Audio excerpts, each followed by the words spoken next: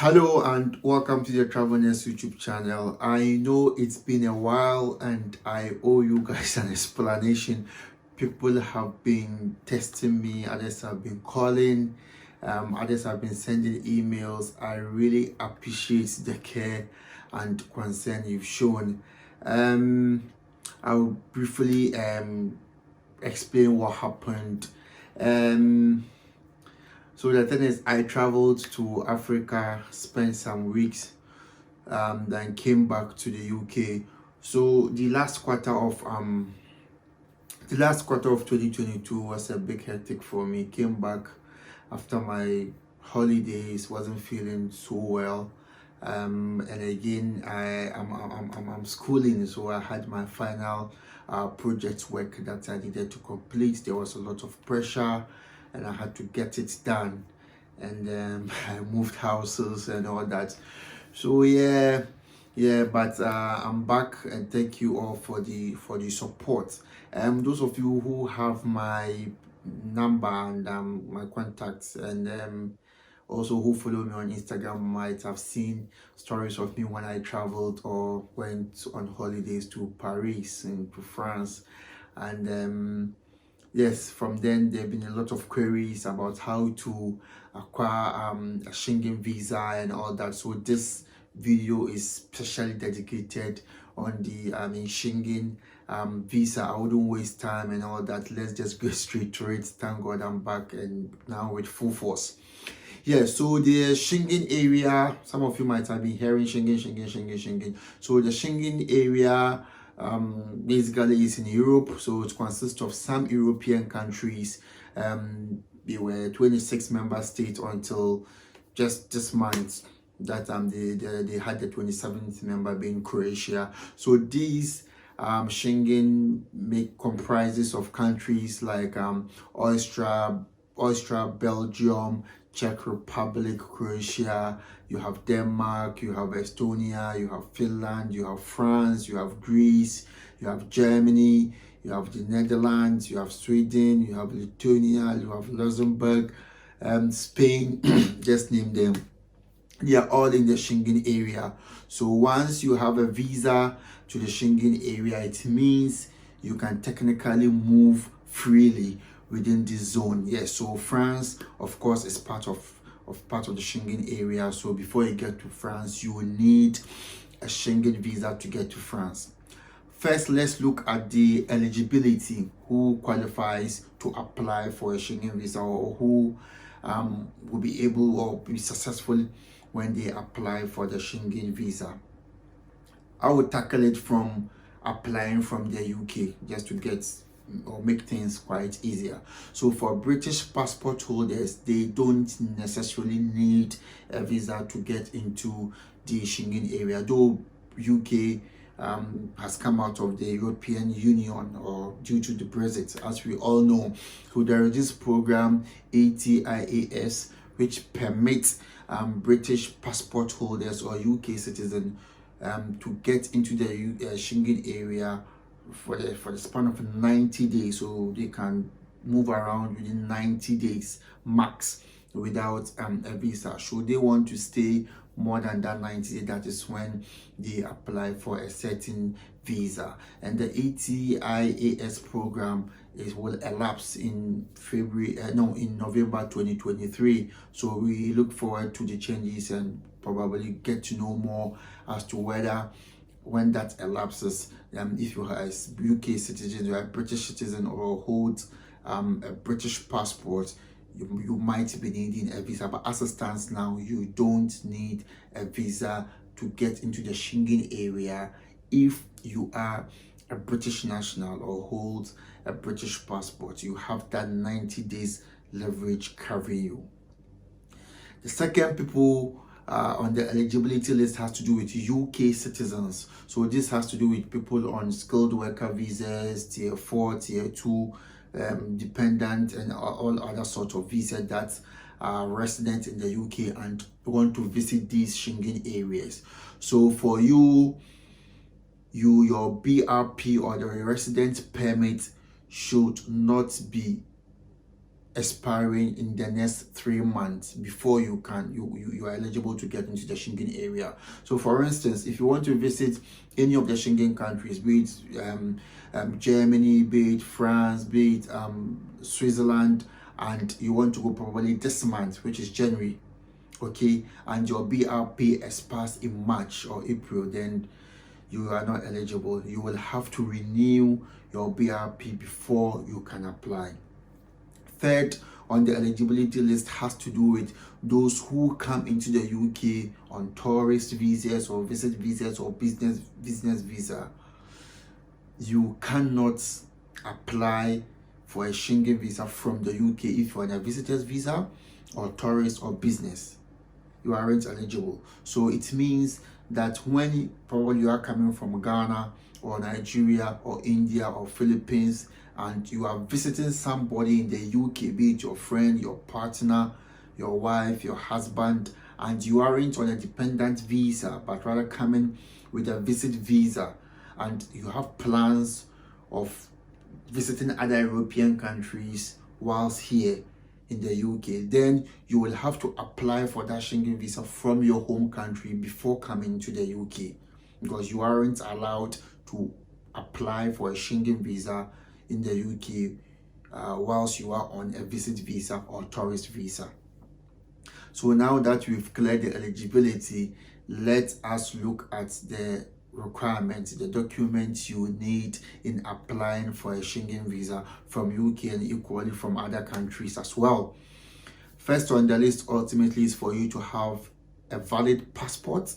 So you have to have a valid traveling passport. That is number one on the list. Number two has to do with, if you're from the UK, of course you have to have that residence permit. And as I stated, the residence permit shouldn't be expiring in the next 3 months, so you should have more than 3 months validity on your residency permit. Then after getting your valid passport, you will need an itinerary for travel.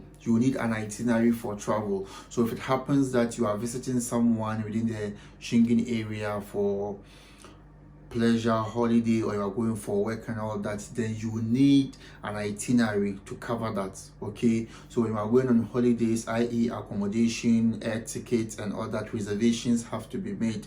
If it happens that you are going to stay with someone, then they are sending you an invitation, and of course they have to send you the invite and detailing your itinerary of travel as well. Then the third thing you need is to fill an online visa application form for the Schengen area. It's basically the same form for all the Schengen areas. However, you only submit it at the embassy or the consulate of the country that you will be traveling to.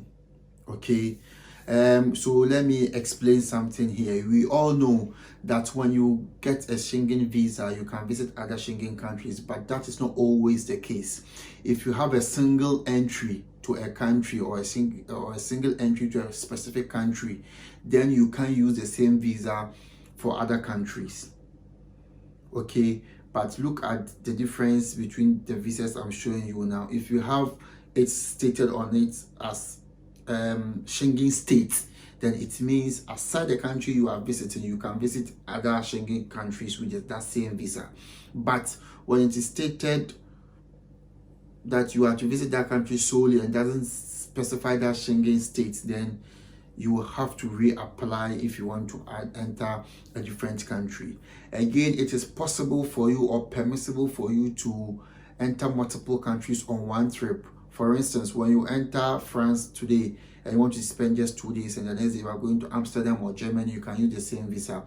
However, you wouldn't have to, you state that on your application form, but the country where you spend most days, if you are spending maybe 4 days in France but just a day in Germany and a day in Amsterdam, then you submit the visa application form at the French embassy here, either in London, Manchester or Edinburgh. They have various places that you can do the submission. If it happens, and again, if it happens that you are visiting only two countries, let's say France again and Germany, and you are spending equal days, like two days, then you submit your application at the country that you'll be entering first, or you'll be visiting first. So if you are visiting Germany first, then you submit your application at the Germany embassy or the consulate. Yes. Now, after you fill the form and you are submitting, there are various agencies they use. Some are using TLS contacts like France and Belgium and co.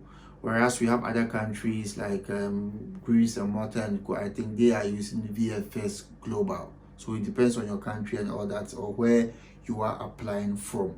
So you need to check that. So now you have your valid passport. Now you have your itinerary for travel. You have the application form. What you need, again, your residency permit. I've mentioned that you have your residency permit. What you need again has to do with proof of funds. Proof of funds. So if someone is inviting you and sponsoring your trip, you need to show proof, provide the proof of funds. If you are self-funding, then you need a 3-month bank statement and a 3-month pay slip. If you are working, you need proof of address, so that can be found on your probably BRP. Then your air tickets and travel itinerary should be there. You know, there are some countries that when you are visiting or applying for a visa, you can just do the air ticket reservation and you get the visa. With Schengen, if you do air ticket reservation, you'll be turned down, because traveling within the Schengen area is quite cheap. You can get a plane ticket as low as £15, £13. So why do you have to reserve? Just buy. You can get a return flight for 30, sometimes even less than that.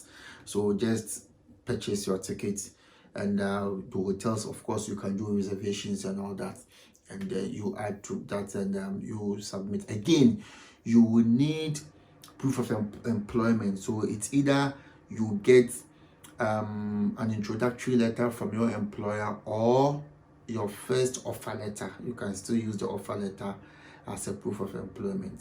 So that is for those working.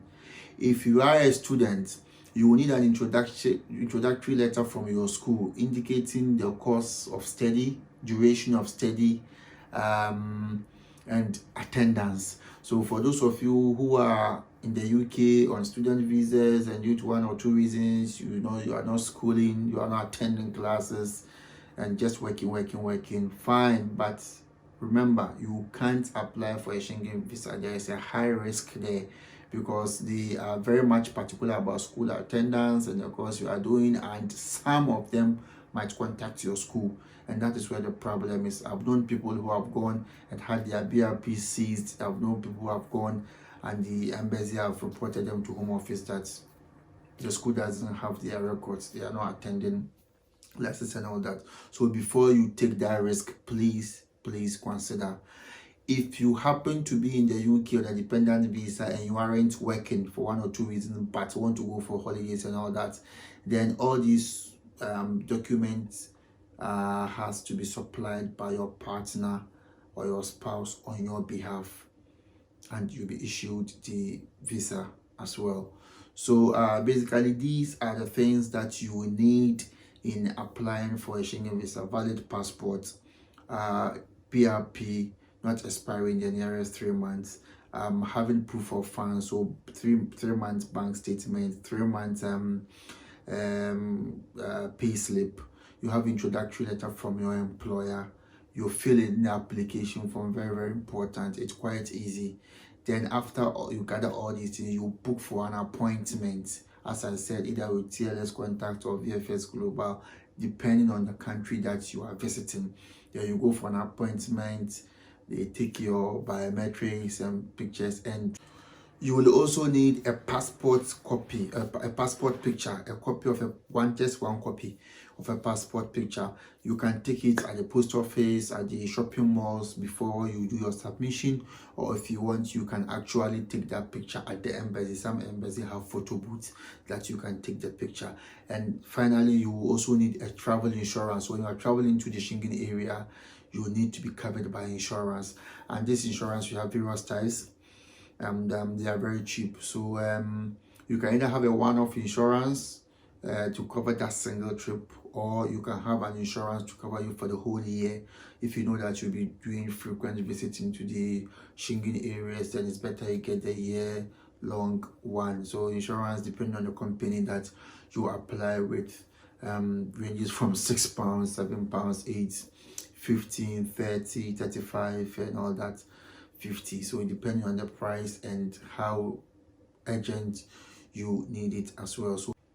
So the visa application fees is 80 euros for adults, or its equivalent in pounds, which is like 70, 73. Then for children 6 to 12 years is 40 euros, or 30 something, 35, that is for kids. And now that is in pounds. And for children under 6 years is free. You don't pay anything, it's free. So if you have 30 kids under 6 years, you wouldn't have to pay, it's free for them.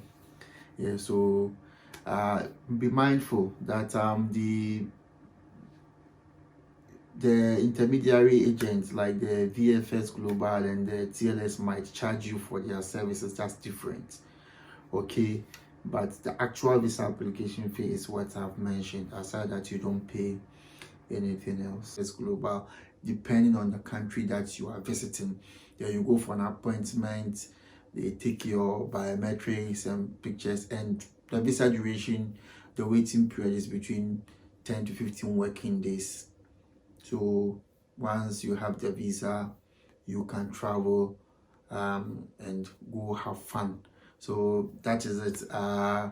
If you have any comments or any questions, please leave that in the comment section, and I'll try as much as possible to answer them. It's been exciting to be back on your screens, and thank you very much for all your support. Kindly like, share, and subscribe to the channel for more exciting videos. Thank you very much. Bye.